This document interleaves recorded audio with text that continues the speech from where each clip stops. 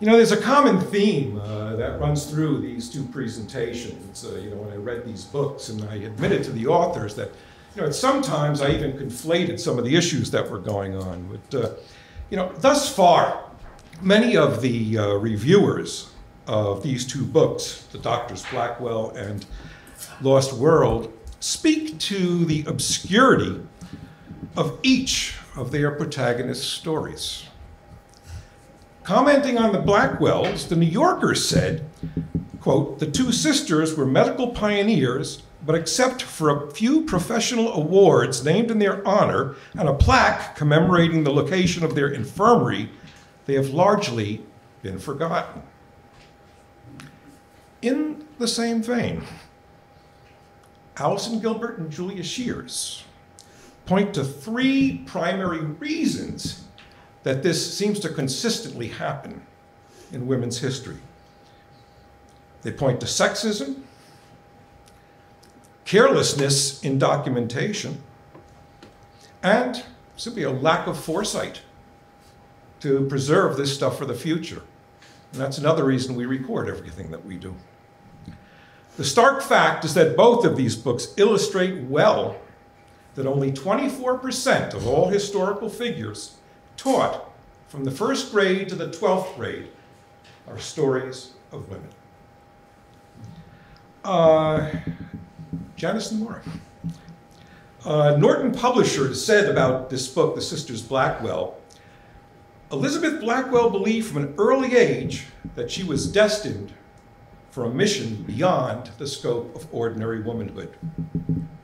In 1849, she became the first woman to receive an MD in this country, followed a number of years later by her sister Emily. Elizabeth was asked to comment on the 1850 Worcester Convention on Women's Rights, and in her comment, she harked back to the 1848 convention that took place in Seneca Falls, New York.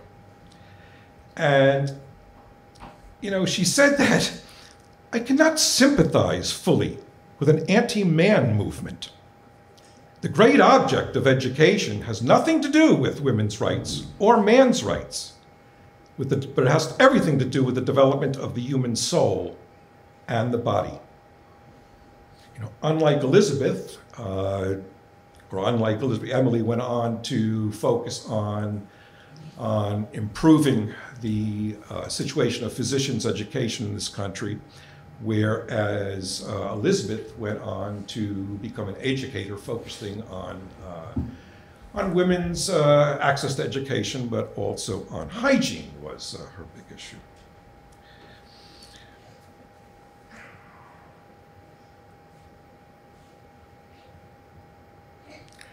Janice tells us towards the end of her book that in aligning herself with men, talking about Elizabeth, she did seem to implicate herself in their misogyny. But then again, we're reminded that she never set out to like women, only to lead the way toward a world in which they were recognized. So Janice Nimura received a Public Scholar Award from the National Endowment for the Humanities in support of her work on the Doctors Blackwell. She has a number of previous books. She has written for the New York Times, the Washington Post, Los Angeles Times, and a whole host of other publications. And in 2017, she had a Public Scholar Award from the National Endowment for the Humanities. She lives in New York City. Tell us some more, Janice.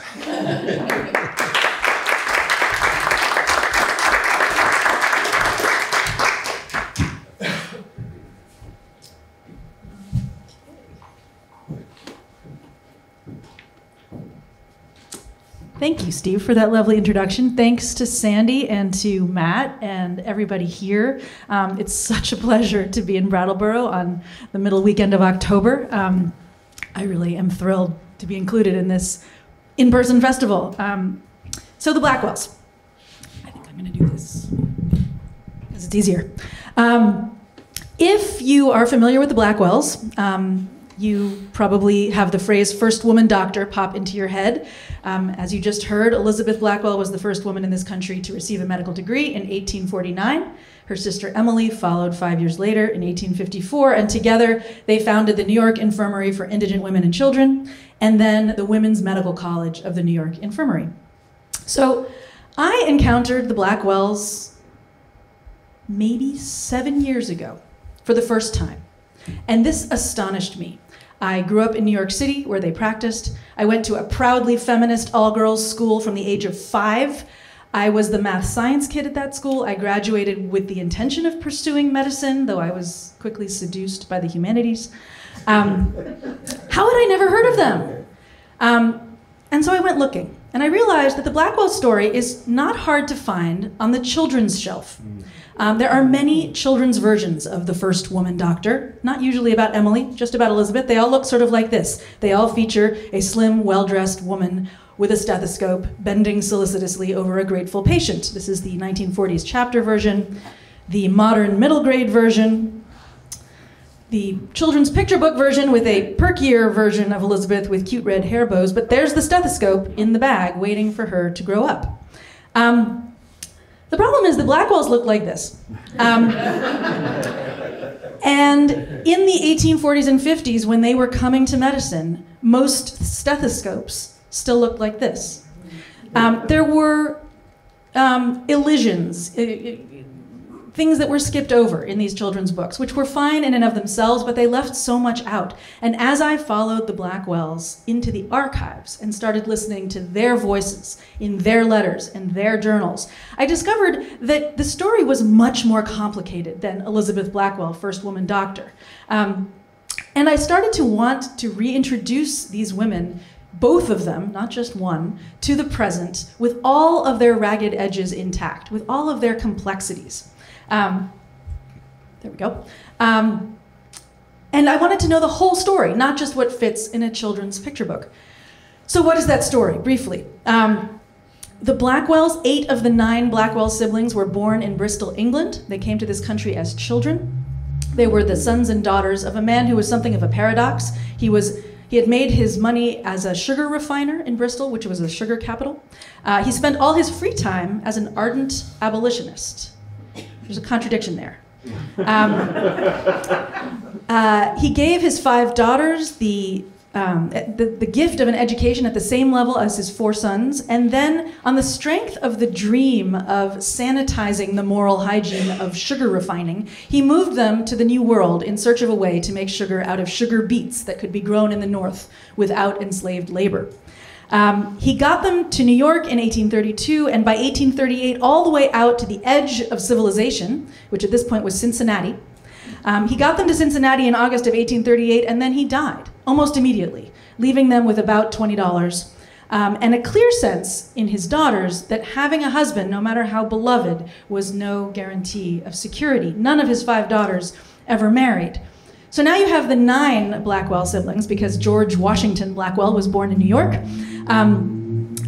stranded in Cincinnati, fatherless, and they really become a tribe, deeply connected to each other, and thereby creating an incredible gift to the biographer years later, because they never stopped writing to each other. They were rarely all in the same place, but they never stopped telling their stories to each other. And this is a good moment to show you what Victorian archival research can look like. This is called cross-writing. When paper and postage were dear in the early parts of the 19th century, you would fill the page, then you would turn it 90 degrees, fill it again, flip it over, do the same thing on the other side. This is actually wonderfully clear. If you sort of go into a kind of a trance, it becomes remarkably easy to read. This is a letter from Henry Blackwell, Elizabeth's little brother, in 1844. He had lovely handwriting. Elizabeth was born in 1821. She was voraciously brilliant, socially quite awkward, blessed with a healthy sense of her own self-worth. She admired this woman, Margaret Fuller, the transcendentalist writer and editor, who in the 1840s, just as Elizabeth was emerging into her 20s, wrote a book called Woman in the 19th Century. And in this best-selling book, which was surely a fixture of the Blackwell Library, Margaret Fuller argued that humanity was not going to rise to a new level of enlightenment until women proved their power, until they proved that they could do anything that men could do. It was not a matter of sex. It was a matter of talent and effort. Women could be sea captains, said Margaret Fuller. And Elizabeth, reading this, began to think of herself as someone whose life could prove Margaret Fuller's point and thereby lead humanity toward the light. And as I said, she had a sizable ego. She thought big. So she chose medicine, and it was a strange choice for Elizabeth Blackwell. She loved reading literature and history and philosophy. She had no interest in natural science. She wasn't that interested in healing the sick. She wasn't that interested in people, per se. Sickness was a sign of weakness. Bodily functions were disgusting. Why medicine? Well, in the 1840s, medicine was a very strategic way to prove the point she wanted to make. It was redefining itself scientifically and institutionally. To this point, it had been considered more of a trade, the trade of midwives and barber surgeons. Now, increasingly, it was the profession of men, a profession by virtue of having earned a diploma at a medical school. And increasingly, in America, there were medical schools. And so Elizabeth thought to herself, if I can find my way into a medical school and fulfill all the requirements and earn a diploma, who can argue that I'm not as qualified as any man to be a doctor? And she knew, as this cartoon suggests, that in the 1840s, medical school was not the overwhelming intellectual challenge that it is today. Medical school was what you did if you weren't smart enough to go to law school. It consisted basically of a 16-week term of lectures, followed the following year by the identical 16-week term of lectures. You did a lot of listening and taking notes. You maybe got to do a little bit of dissection if you were lucky. Many medical students graduated from medical school without ever having treated a living patient. Elizabeth was pretty sure that if she could find her way in, she was not going to have much trouble finding her way through. But the idea of a woman finding her way into a medical school was impossible in 1845 when she first started to try to do that. She was greeted either with gales of laughter or slammed doors. The idea of a woman studying medicine was appalling on two levels. A, women didn't pursue the profession of medicine. They were maybe teachers or writers if they really had to earn a living. Doctoring was not something a woman would aspire to. Plus, if you wanted to study to be a doctor as a woman, it meant sitting in a room full of men studying the intricate workings of the human body. What kind of lady would do that? She must be either wicked or insane. So she amassed a sheaf of rejections, and finally, in 1847, an acceptance from a tiny rural medical school called Geneva Medical College in Geneva, New York, at the tip of Seneca Lake in the Finger Lakes. It has evolved into Hobart and William Smith colleges, if you're familiar with those. The story of her admission is another one of those moments where you can see the biographer and what the biographer's job is. If you read Elizabeth Blackwell's memoir, written 50 years later, the story of her acceptance to Geneva Medical College goes something like, "At last, a letter of acceptance arrived. I had never doubted this. I bought a train ticket and off I went." In the back of that same memoir, in the appendix, interestingly, is another story about her acceptance told by Stephen Smith, a man who was in her class at Geneva College, and went on to be a very prominent physician in New York City. He was one of the boisterous provincial boys in this class of men at Geneva, and he told the story this way. One day, a professor entered the lecture hall with a letter from a Philadelphia physician endorsing the admission of Elizabeth Blackwell. And the physician, the professor, taken aback by this request, handed it to the students and said, "Boys, you vote. If any one of you decides that Elizabeth Blackwell should not join our class, she won't come." He figured they were safe. Certainly this would be voted down. The boys, however, being a raucous crowd who recognized cowardice in their faculty and also an opportunity for mischief, had a meeting that night in which they bludgeoned into submission anybody who thought it was a bad idea and returned a unanimous yes to the faculty the next morning. thinking that it was a prank being played on them by a rival medical school. They promptly forgot all about it until 3 weeks later when Elizabeth Blackwell walked into the classroom. She quickly warmed to her subject now that she was allowed to study it in earnest, and she rose to the top of her class. She graduated number 1 in 1849. Then she needed some practical training, as you might imagine, so she did what many American medical graduates did in the 1840s. She went to Europe, where the true centers of medical education were, London, Edinburgh, Paris. And she chose Paris because there, the medical education was state-sponsored, it was remarkably progressive, included a lot of experience at the bedside, it sounded fantastic. She ignored the people who said, you're gonna have a little trouble there as a woman. You might want to consider buying some trousers and dressing in disguise. But that wasn't the point. The point was to prove that a woman could be a doctor, not a woman could dress in drag and be a doctor. So off she went to Paris, where she quickly learned that everybody had been correct and that none of that medical education was open to her. So she pivoted, and she ended up here at La Maternité, a public maternity hospital in Paris. Now, pause here to remember that in 1849 now, the term hospital did not have the connotation that we give it today. It was not a place that you went to get better. It was a place you went when you had nowhere else to go, because anyone with any money in their pocket would have the doctor come to their home. So a woman who was delivering here was at the end of her rope, a certain class of women. Elizabeth ended up here because this was a training hospital for midwives. Young women from all over France came here to live in dormitories and learn how to be midwives. Elizabeth Blackwell was older than all of them and had a medical degree, but here she would be allowed to take in the kind of medical experience that she was in search of. So she swallowed her pride and moved into a dormitory and began to make connections here about public health, about poverty, about venereal disease, about the plight of women, things that were very formative in shaping her approach to her life in medicine. Something here also happened that changed the shape of her career, if not its direction. I mentioned that this was a population of women who had nowhere else to go. Many of them were infected with gonorrhea. A baby who is born to a woman infected with gonorrhea, as it passes through the birth canal, can contract something called gonorrheal conjunctivitis. Today, in the age of antibiotics, it would be, while not a joke, not hard to treat. Then it was a crisis. And Elizabeth was treating one of these infected infants one morning when some of the liquid she was using to wash its infected eye splashed into her face.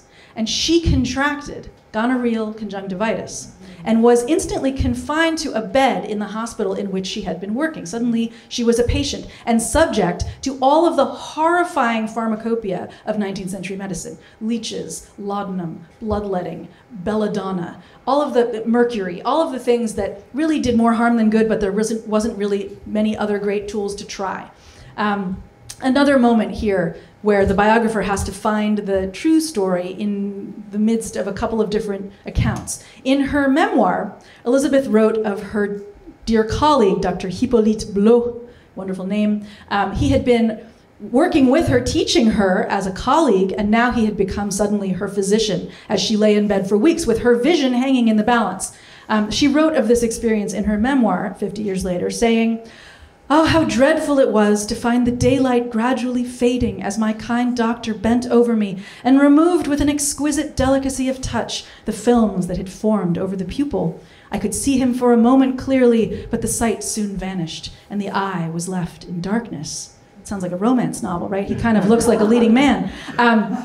Happily for Elizabeth, at the same time, her eldest sister Anna happened to be in Paris.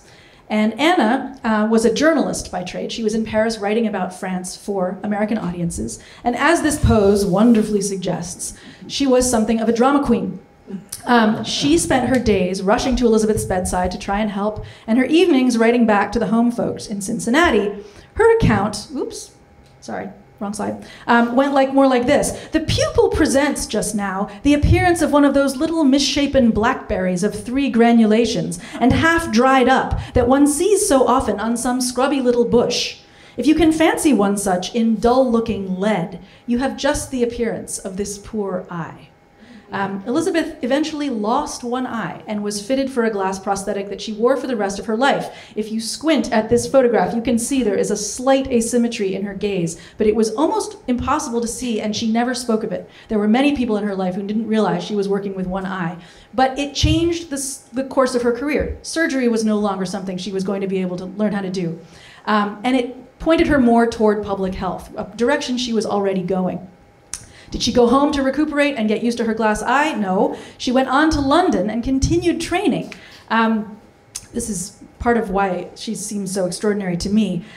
She went to St. Bartholomew's Hospital in London, and there she made the acquaintance of a young woman named Florence Nightingale, a friend of a friend. They were introduced. Florence Nightingale, not at this point in 1851, a global celebrity, not the lady with the lamp, had not yet been to the Crimean War. She was a young woman from a wealthy family who desperately wanted her to settle down and get married, and she desperately didn't want to. And I like to imagine that her encounter with Elizabeth Blackwell in this moment was really a catalyst for her career. Here's Elizabeth Blackwell, a 28-year-old with a medical degree who has left marriage and her own family far behind and is wandering around Europe getting medical experience. Elizabeth is proof that what Florence wants to do is possible. And they have an instant and ecstatic friendship, talk about what all young women talk about, hospital administration and managing nurses. But there is immediately a difference in the way they see women in healthcare. Florence Nightingale believes that women should be nurses, and Elizabeth Blackwell has staked her life on the idea that a woman can be a doctor. So they will agree to disagree about this for the rest of their lives, although they are in contact for the rest of their lives. Okay, so now Elizabeth has her training. It's time to start a practice. She chooses New York. She's going to go there, she's going to hang out a shingle, she's going to be a roaring success because women will at last be able to confide the mortifying details of gynecological illness to a woman. Many women suffered because they couldn't bring themselves to describe what was happening to them to a male doctor. She's going to be an instant success, right? Wrong. She gets to New York, and no one comes. Why? Why are there no patients for her? Partly because the very phrase female physician in the 1850s means someone like this, Madame Restel, the notorious Fifth Avenue abortionist, caricatured here in the National Police Gazette as a baby-eating demon. Female physician did not mean bright young woman with a medical degree. It meant someone who worked outside of the law, in the shadows. Elizabeth was suddenly becalmed and dismayed. Meanwhile, she had anointed her younger sister, Emily, to follow her into medicine, 5 years younger, the most promising of her sisters. Emily was actually a more talented and more natural scientist and practitioner, but you'd think that being the second Blackwell sister to attempt medical school, she would have had an easier time, and you would unfortunately be wrong.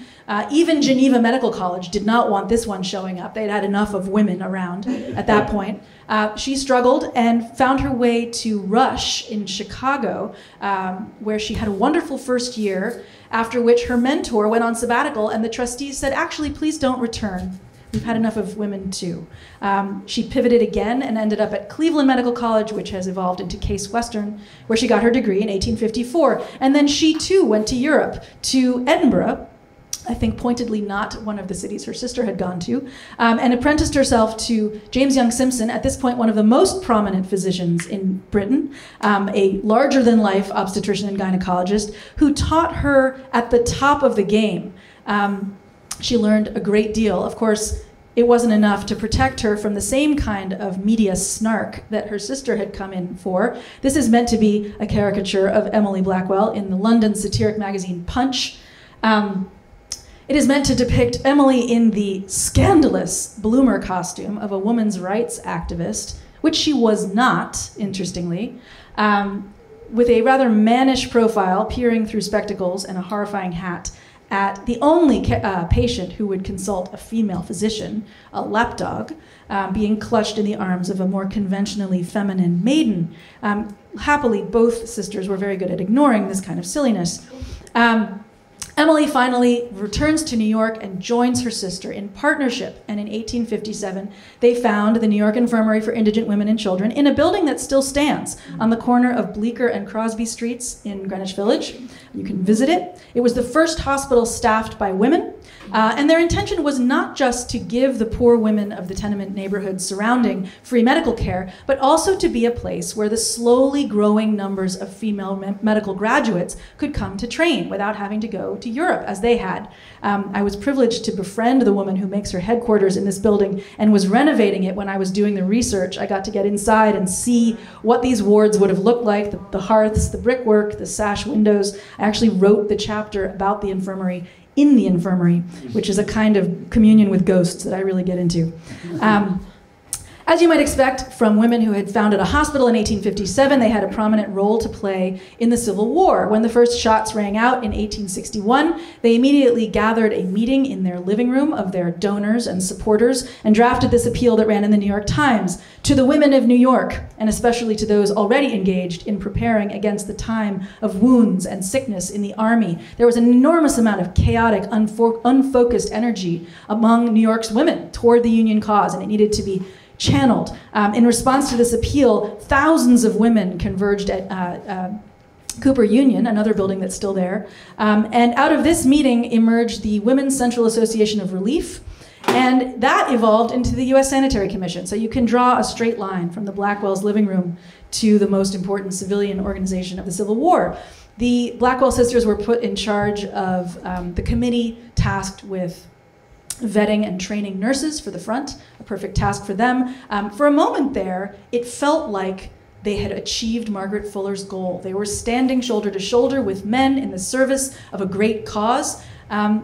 Unfortunately, that soured. They came to realize that most of New York's male physicians were not interested in standing shoulder to shoulder with female physicians. Nurses were okay, but female physicians were beyond the pale. The leadership role in Washington, went to Dorothea Dix, who Elizabeth called the meddler-in-chief.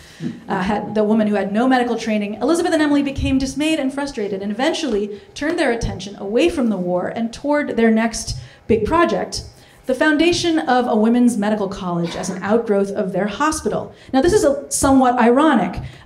They had never embraced the idea of women's medical education. They both had moved mountains to study among men, and they had assumed that their example would have integrated medical schools, brought both sexes together. That didn't happen. Instead, women's medical colleges had begun to open, one in Philadelphia, one in Boston, one now in New York, and they were mediocre second-class institutions.